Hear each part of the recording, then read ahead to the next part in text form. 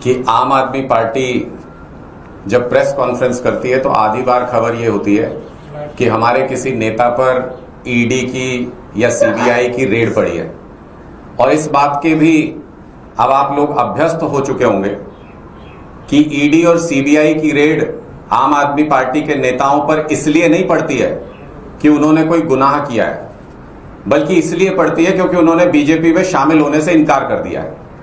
तो ये एक सर्टिफिकेट है जितने भी लीडर्स के ऊपर ईडी और सीबीआई की रेड आम आदमी पार्टी के लीडर्स के ऊपर हो रही है, इसका मतलब कि वो देशभक्त है। इसका मतलब कि उन्होंने देश के खिलाफ जाकर बीजेपी के साथ मिलने से इनकार कर दिया। इसका मतलब कि वो लीडर जिसके ऊपर ईडी की रेड पड़ी है वो भारतीय जनता पार्टी के खिलाफ आम आदमी पार्टी के प्रचार अभियान में जुटा हुआ है। और ये कोई नई बात नहीं है। जैसे ही पश्चिम बंगाल खत्म हुआ, इन्होंने पंजाब में रेड शुरू कर दी। पंजाब के मंत्रियों के ऊपर, पंजाब के लीडर्स के ऊपर इन्होंने रेड करना शुरू कर दिया। कुछ नहीं मिलता किसी रेड में कभी भी, लेकिन ऑफर दिया जाता है हर एक नेता को कि तुम बीजेपी में शामिल हो जाओ। नहीं शामिल होते हैं तो रेड करते हैं, फिर भी नहीं शामिल होते हैं तो गिरफ्तार करते हैं। आज जिस तरीके से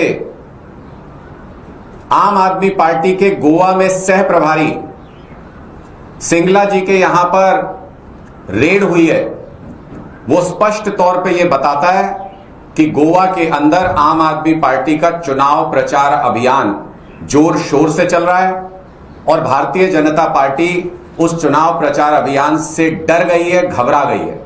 जैसे पंजाब में हमारे लीडर्स के ऊपर ईडी का अभियान शुरू किया, वैसे ही गोवा के अंदर भी आम आदमी पार्टी के लीडर्स के ऊपर इन्होंने ईडी का अभियान शुरू कर दिया है, क्योंकि गोवा के अंदर भी आम आदमी पार्टी बहुत मजबूती से भारतीय जनता पार्टी का विकल्प बनने की तैयारी कर रही है।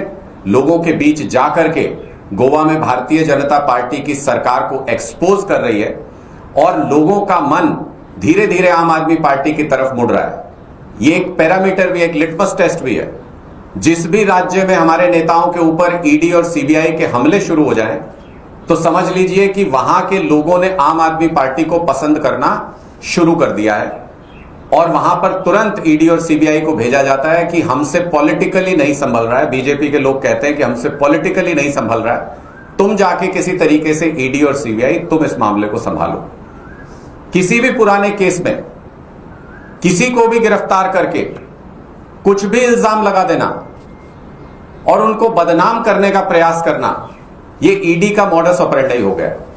और कोई क्रेडिबिलिटी, आप सोचिए ईडी को क्यों बनाया गया था। ईडी को बनाया गया था कि ड्रग मनी को पकड़ा जा सके। ईडी को बनाया गया था कि आतंकवाद में जो पैसा लगता है उसको पकड़ा जा सके। और ईडी आज के दिन में क्या कर रही है? ड्रग मनी और टेरर मनी को छोड़ के बाकी सारे राजनीतिक काम ईडी और सीबीआई आज के दिन में कर रहे हैं। क्या ईडी का काम यह था? क्या ईडी का कानून, पीएमएलए का कानून इतना सख्त इसलिए बनाया गया था कि पार्टियां तोड़ी जा सके, दूसरी पार्टी के लीडर्स को बीजेपी में शामिल कराया जा सके? क्या इसलिए ईडी को इतने मजबूत लॉज दिए गए थे, इतने मजबूत हथियार दिए गए थे कि वो दूसरी पार्टी के लीडर्स के ऊपर हमला करके उनको बीजेपी में शामिल करा सके? अगर ऐसा है तो भारतीय जनता पार्टी का नकाब तो कब का उतर चुका है। अब वो एक नई विंग क्यों नहीं अनाउंस कर देती भारतीय जनता पार्टी, जिसको सार्वजनिक तौर पर यही कह के नया कानून लाया जाए कि दूसरी पार्टी के लीडर्स को भारतीय जनता पार्टी में शामिल कराने का काम करेगी ये एजेंसी। क्यों ईडी की क्रेडिबिलिटी को खत्म करने का प्रयास भारतीय जनता पार्टी कर रही है और हो चुकी है क्रेडिबिलिटी ईडी की खत्म। पूरे देश के अंदर आम आदमी पार्टी के नेताओं को लगातार टारगेट किया जाता है। हमारा तो सवाल यह भी है कि अगर देश भर में कांग्रेस ये दावा करती है कि प्रिंसिपल ऑपोजिशन पार्टी है भारतीय जनता पार्टी की, गोवा में भी कांग्रेस पार्टी ये दावा करती है कि वो ऑपोजिशन पार्टी है बीजेपी की, वो टक्कर देते हैं वहां पर, तो इनके नेताओं के यहां रेड क्यों नहीं होती? पंजाब में भी ये दावा करते हैं कि हम बहुत मजबूत पार्टी है कांग्रेस वाले, तो इनके नेताओं के यहां रेड क्यों नहीं होती? क्योंकि कांग्रेस के जिस नेता को फोन करके ये कह देते हैं बीजेपी वाले कि आपके यहां रेड करा देंगे, वो भारतीय जनता पार्टी में शामिल होने को राजी हो जाता है। और आम आदमी पार्टी के लीडर्स चाहे वो संजीव अरोड़ा जी हो। आज उनका एक ऐसा वीडियो आप सब लोगों ने भी देखा होगा, सोशल मीडिया के ऊपर वायरल है। खुद को हिंदुओं की पार्टी कहने वाली भारतीय जनता पार्टी कैसे एक हिंदू बिजनेसमैन अरोड़ा परिवार को तड़पा रही है, प्रताड़ित कर रही है, उस वीडियो में साफ नजर आता है। किस तरह से परिवार के लोगों को उस वीडियो में बिल्कुल तड़पते हुए, रोते हुए देखा जा सकता है। वो साफ बताता है कि भारतीय जनता पार्टी को न किसी धर्म से मतलब है, न किसी जाति से मतलब है, न आम लोगों से मतलब है, न बिजनेस कम्युनिटी से मतलब है।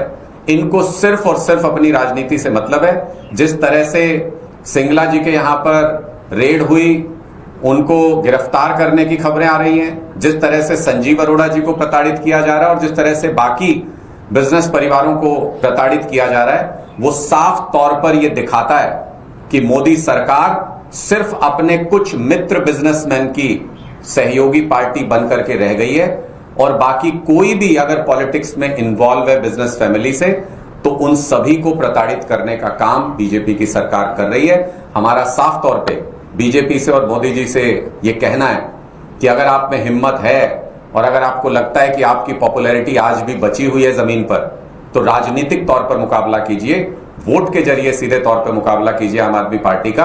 कहीं टिक नहीं पाएंगे। और ईडी और सीबीआई की धमकियां देना बंद कीजिए।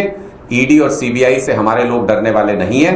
एक नया पैरामीटर सेट हुआ है, जिसके यहां भी ईडी और सीबीआई जाए वो करप्ट नहीं है, जिसके यहां भी ईडी और सीबीआई जाए वो गुनहगार नहीं है।